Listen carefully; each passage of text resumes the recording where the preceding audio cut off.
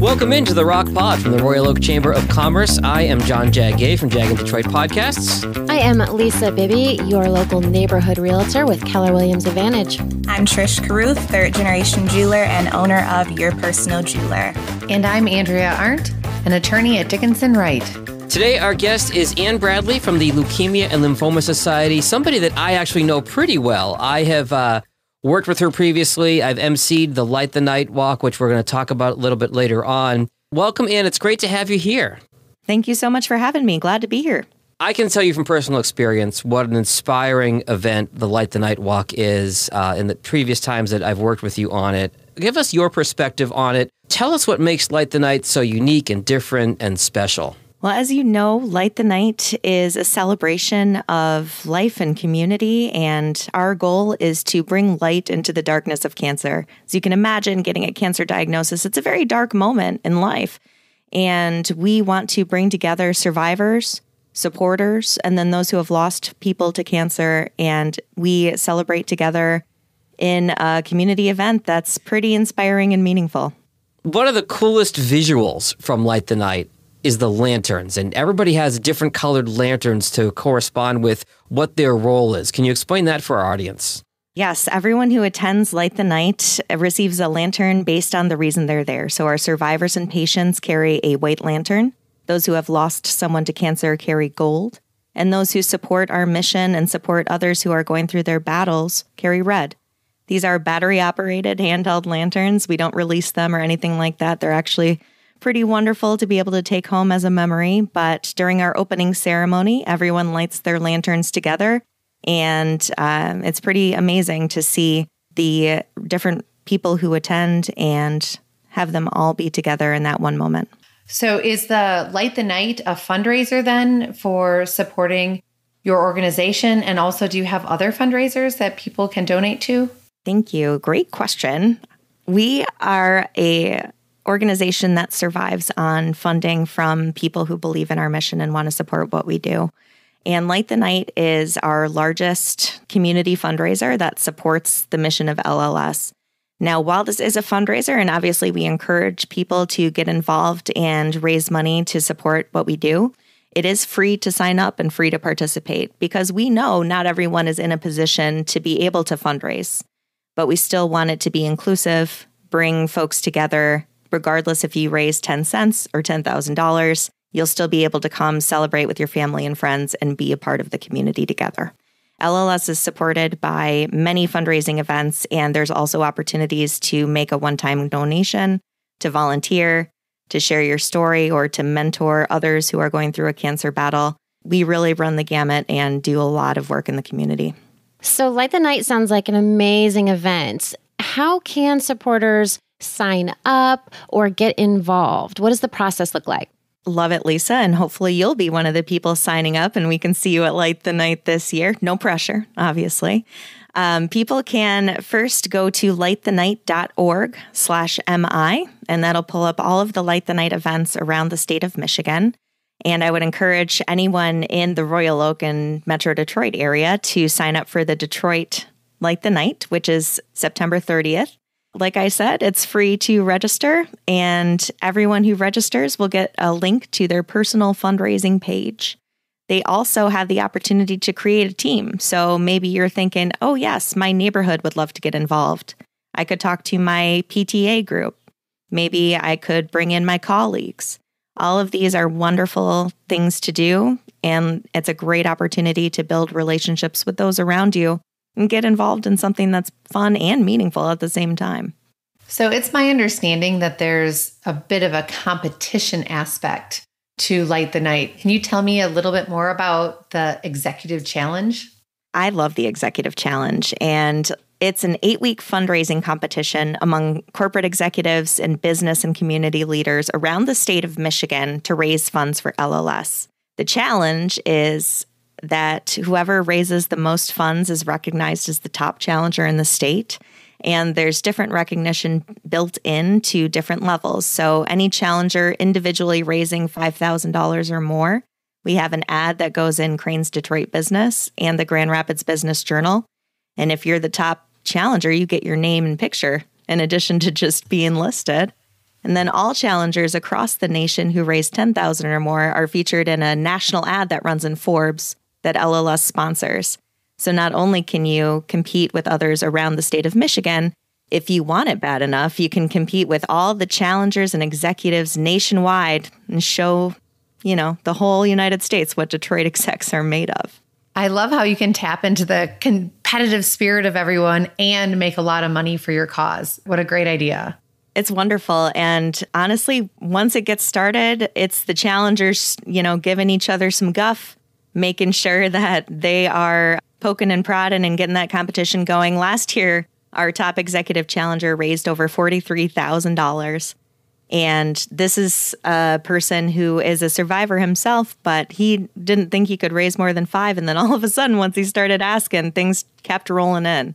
That is really cool. I totally agree with Andrea's point, too, that, kind of tapping into that competitive spirit of somebody who is at that high level. But I think in the Royal Oak Chamber, we also have a lot of young professionals, whether they're small business owners or working for a larger company.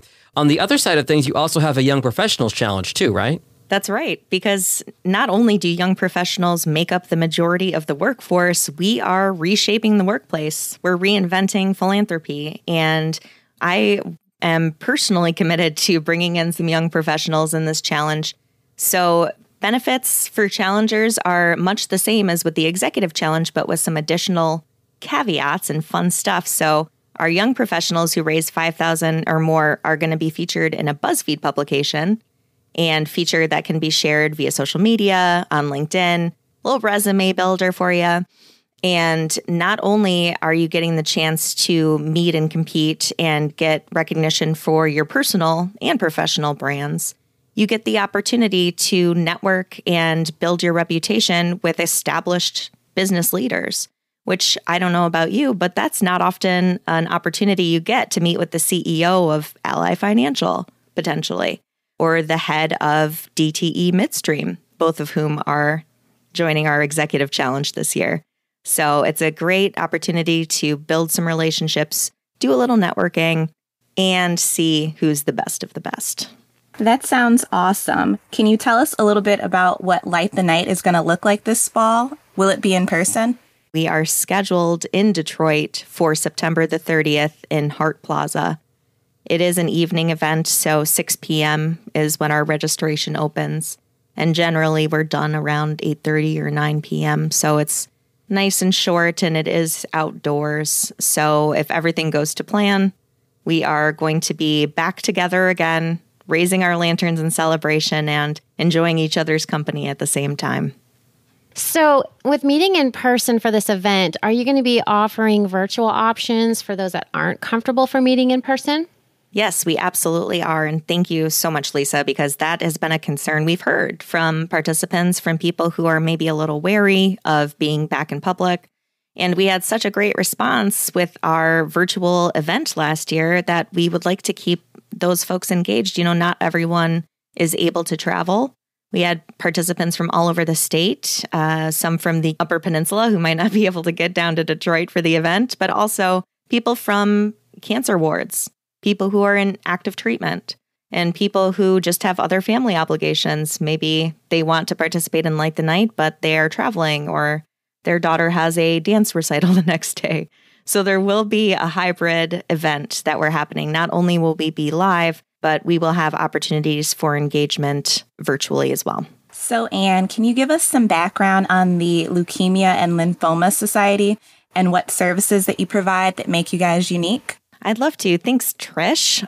Blood cancer is pretty under the radar, surprisingly, because blood cancer is the second leading cause of cancer deaths in the United States. Every 3 minutes, someone is diagnosed with blood cancer, and every 9 minutes, someone loses their battle.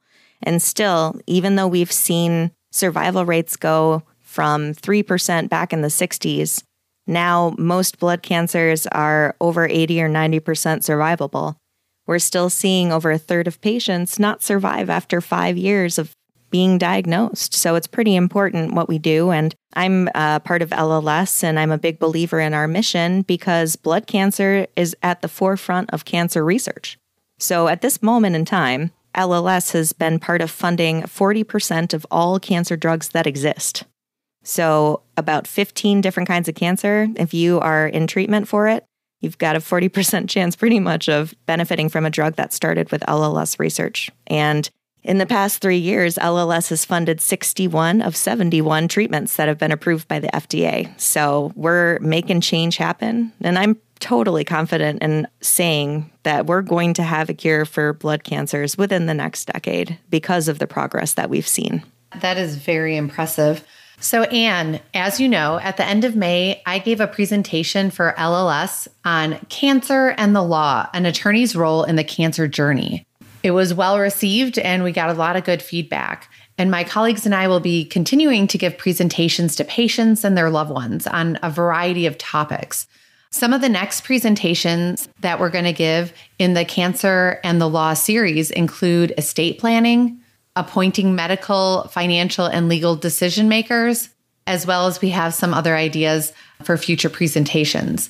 We have not set dates for these presentations yet, but my colleagues and I plan to present about every 3 months or so. Are there any other topics that you think may be helpful for your patients and their loved ones? And that's a great question, Andrea. And can I just say, you did amazing. We're so excited to have this partnership together with you. As a representative of LLS, obviously, I can't speak for every patient. So I would say something focused on financial literacy, even when it comes to cancer treatment, financial literacy and legal concerns as far as what financial institutions can and cannot do, maybe what employers can and cannot ask if you feel like you've lost your job because you were in treatment, potentially. And that's a great point. And I know everyone could use, or most people, at least, even me, could use financial advice. And we do have experts who specialize in different ways to help people financially during this hard time. That was where my focus was. And I think another topic that might be helpful is looking at the interaction between cancer battle and family law. I know it can cause a lot of stress in family relationships and the potential impact on a divorce or child custody and things of that nature. While a very difficult topic to address, might be helpful just for patients who are going through something of that nature. Yes, some of the most stressful parts of a person's life is going through a divorce. So I can understand having that compounded with going through cancer treatment of loved ones, that it can be very overwhelming for a lot of people, for most people. So great idea. And we do have an amazing family law group at our firm. And I'm sure they would love to give a presentation and help a lot of your members. Hey, Andrea, it might also be a good idea to give a talk about power of attorney, because what oftentimes happens when people are diagnosed with a severe illness, they're not prepared for the decline that can happen until it's too late. So having that conversation with people to really understand if you are physically going downhill, how to set somebody up to be able to make those financial decisions for you and help you through that process. Oh, absolutely. That was the second presentation we're planning to do. It's appointing medical, financial, and legal decision makers, and that will touch on powers of attorney, how you get them, why they're needed, who should you choose, and should you choose different people for different legal rights. So great point, and we are excited to give that presentation as well. So, Anne, we've spent a lot of time talking about LLS and Light the Night. And one of the important things we want to cover here in the Rock Pod from the Royal Oak Chamber of Commerce is getting to know the members of our chamber. So I want to ask a little bit about you and your background and how you got involved with Light the Night and the Leukemia and Lymphoma Society. Oh boy, is there a question in there? Yes, it's the tell me about yourself question. So I have been part of the Royal Oak Chamber for a number of years. I think this is now my third job that I've been in while being a member of the chamber. But I started my career as a clinical therapist. I have my master's in clinical psychology. It only took me about a day of sitting still for 8 hours to figure out that I needed a different path for my career. So I moved into development and fundraising, basically trained myself in marketing. And my first job in development was at Methodist Children's Home Society. I ended up moving to LLS and haven't looked back because I love the people and I love the mission. We really put our money where our mouth is. So that's why I'm still here and still glad to be a part of it. How long have you been with LLS? It'll be 4 years in August. So, Anne, tell me something that you do for fun. I know you're musically inclined. Yes, I'm musically inclined, although I don't talk about that professionally, Trish. Darn it, farn it anyways. Yes, I'm the lead singer of a punk rock band, and just as you would expect, we're terrible and all too old to be playing punk rock in 2021, and yet here we still are. I also have an expansive garden in my backyard that my dog insists on running through every single day of his life. And I am a fitness instructor, so I run my own aerobics class and do fitness in my spare time under the moniker Fat Fit Punk. So wait, you're in a punk band. What is the name of your punk band? And do you guys have a CD? No, we're called the Lowcocks, all one word. And yes, we are on Spotify. We are in the process of recording our second album. The first is available for download and on Bandcamp and our website, thelowcocks.com. Well, Anne, I think I'm going to have to get one of your CDs or records or whatever and have you sign it for me. Anytime you want. Oh, come on. She said Spotify, everybody. We got to stop talking about CDs and records now. It's all online You're now. You're aging yourself, although that we are on YouTube. We just covered 9 to 5 by the great Dolly Parton. Oh, wow. So that's a classic. Well, when you get rich and famous, I want something I can sell on eBay. Come on. If we get rich and famous, I'll help you. I can't wait to hear that Dolly Parton remake. So if you're listening to the podcast and you're noticing how well-spoken and smooth like butter Anne is just talking for these last 20 minutes or so, like me, she was a college DJ back in the day. So she's got more than just musical experience in front of the microphone. That's right. I just couldn't decide what I wanted to be when I grew up. So I was doing everything and anything. I was putting concerts on, and I was a DJ at WUPX at Northern Michigan. So any Wildcats out there, you know what I'm talking about. Way, way up there. Oh, yeah. At the low end of the dial and the high end of Michigan. I love it. I so respect you, girl, because so many times people think you have to choose one career and that's it. And it sounds like you've just hit the money jam. You're doing a little bit of everything that you love.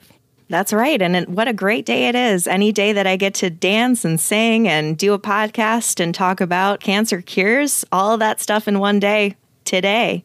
It's a pretty wonderful thing. So I think you need to make a hybrid of your fitness classes and your DJ skills, and you'd make some really fun classes. Oh, that's a good idea. I like where your head is at. Okay, maybe we need to pursue this. Fun stuff. And now it is time for our fishbowl question of the day, where we pull a totally random question for you. Lisa, can you pull our fishbowl question of the day? Yeah, and so we've got a really good one for you today. If you were a mermaid, what ocean would you live in? Oh, that is a really good question. I would say the Atlantic, because you'd get to explore all the shipwrecks that are up there. You get to maybe travel and see some icebergs, and then you can go all the way down south. You know, in the wintertime, you could basically be a snowbird in the water. So why not? You could just pop up and sing, cover a Dolly Parton song when you come up from under the surface. There you go. Give the sailors something to talk about, right? The Mermaid of Atlantis. I love That's it. right. It's beautiful. Ian Bradley from the Leukemia and Lymphoma Society, we want to thank you for joining us on the Rock Pod today. All the information on Light the Night is going to be in our show notes, as well as LLS. You get all the links right there. And if you want to just give our quick plug for all the websites and ways to connect with you for our listeners right now, feel free. Yes, thank you so much, John. Thanks, Trish, Lisa, and Andrea. Thank you guys so much for having me this morning. And I encourage anyone who's interested in learning more or even just having a little chat about what you'd like to see happen, visit lightthenight.org/MI. You can also find LLS Michigan on Facebook, on Instagram. We're on all of the things, on LinkedIn. And if you think you've got what it takes to do the Young Professionals Challenge, the Executive Challenge, or if you just want to participate with your family, friends, and colleagues, give me a call. I'd be happy to hear from you. Great, Anne. I look forward to getting involved even more. So my name is Andrea Arndt. I'm an intellectual property attorney at Dickinson Wright, and I help my clients protect their inventions and build their brands. You can find me on LinkedIn and on our firm website, www.dickinsonwright.com. I'm Trish Caruth, third-generation jeweler and owner of Your Personal Jeweler. I specialize in creating custom engagement wedding rings and fine jewelry. You can find me on Instagram and Facebook at The Personal Jeweler or our website, www.thepersonaljeweler.com. My name is Lisa Bibby, and I'm a realtor with Keller Williams Advantage. I put the real back in realtor. You can count on me to help you get the most amount of money possible in the quickest amount of time for your house. You can find me on Facebook, YouTube, and Instagram at Sold by Lisa B. I am John Gay from Jag in Detroit Podcast. If you need help with your podcast or have any questions about podcasts or want to start a podcast, you can find me at jagindetroit.com or on social at jagindetroit. That'll do it for this edition of the Rock Pod from the Royal Oak Chamber of Commerce. For more information on the Royal Oak Chamber, you can find them at royaloakchamber.com. Thanks, everyone.